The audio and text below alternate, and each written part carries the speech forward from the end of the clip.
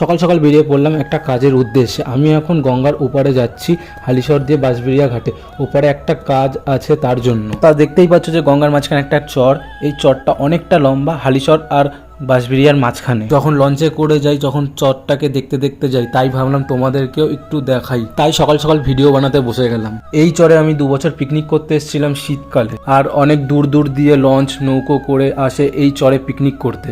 দেখতে দেখতে মাঝখানে চলে আসলাম চরে। পুরো দেখতেই পারছো, এদিকে বাঁশবেড়িয়া, এদিকে হালিশহর, আর মিডিলে আমরা রয়েছি।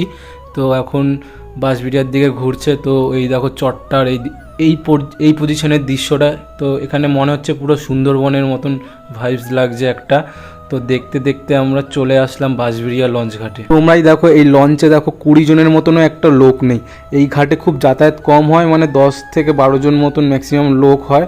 তো আমাকে তো একদিন একাই নিয়ে গেছিল, লোক হয়নি বলে একাই গেছে। তো লঞ্চ থেকে নেমে আমার গন্তব্যস্থলের দিকে যাচ্ছি। তোমরা একটা উঁচু লম্বা জিনিস নিশ্চয়ই দেখতে পাচ্ছ, এটা একটি কারখানা ছিল। এটার কারখানাটার নাম হলো ডাল্লোভ একটা কারখানা ছিল। অনেকেই জানো বাঁশবেড়িয়া ডাল্লোভ ঘাট বন্ধ হয়ে গেছে। চলতে চলতে চলে আসলাম আমরা ব্যান্ডেল চার্চের সামনে। সরি, আমরা না, আমি চলে আসলাম ব্যান্ডেল চার্চের সামনে। দেখতেই পারছো এখন অতটা ভিড় নেই চার্চের সামনে, কিন্তু শীতকাল হলে খুব ভিড় থাকে চার্চের সামনে, মানে রাস্তা দিয়ে যাতায়াত করতে প্রচুর অসুবিধা হয়।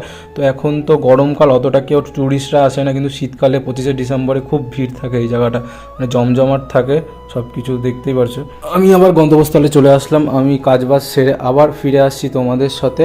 তো আমি এখন কাজবাজ একটু করব, তারপরে আসছি আবার তোমাদের সাথে। তো আমি কাজবাজ শেষ করে বেরালাম। তো এখন যাচ্ছি, আর বাদিকে চলে যাচ্ছে ব্যান্ডেল, আর ডান দিকে চলে এসেছে চন্দননগর, যেখানে জগদ্ধাত্রী পুজো লাইটিংয়ের বিখ্যাত সেই জায়গা। তো কাজবাজ শেষ করে বাড়ি পথে রওনা দিলাম। এটা হলো স্কুল একটা, এটা ব্যান্ডেলের ডন বস্কো স্কুল। এটা নাম করা, সবাই জানো যে ব্যান্ডেলের ডন বস্কো স্কুল আছে একটা। তো আবার চলে আসলাম লঞ্চ ঘাটে। তখন তো লঞ্চ ঘাটটা দেখাতে পারিনি। দেখো কত সুন্দর সিস্টেম। ঠিক মেট্রো স্টেশনগুলোতে ঠিক এরকম থাকে না যে স্ক্যান করে গেট খুলে যায়, হয়তো মেট্রো স্টেশনে কয়েন ঢোকাতে, এটাতে স্ক্যান করলে গেট অটোমেটিক খুলে যাবে। তো এটা হলো বাঁশবেড়িয়া লঞ্চ ঘাট। দেখো কত সুন্দর। ওই যে আমাদের লঞ্চ চলে আসলো। তো এখন ঘড়ি কাটা 1:30 বাজে, আর 1:40-এর লঞ্চ আমাদের। আর আমি ওপরে 1:50-এর মধ্যে পৌঁছে যাবো, আর বাড়িতে 2:10-এর মধ্যে পৌঁছে যাবো। এখনও বন্ধুরা তোমরা দেখো যে 2-1 জন লঞ্চে করে যাচ্ছি আমরা। আমাকে নিয়ে হয়তো 5 জন রয়েছে। তো এখানে কি দেখাবো, আর আমি মাঝগঙ্গায় বসে আছি এখন। তো আর বেশি দূর বাড়াবো না, ব্লগটা এখানেই শেষ করবো। তোমাদের কিরম লাগলো, আরও ভালো লাগলে ফলো করো, সাবস্ক্রাইব করো।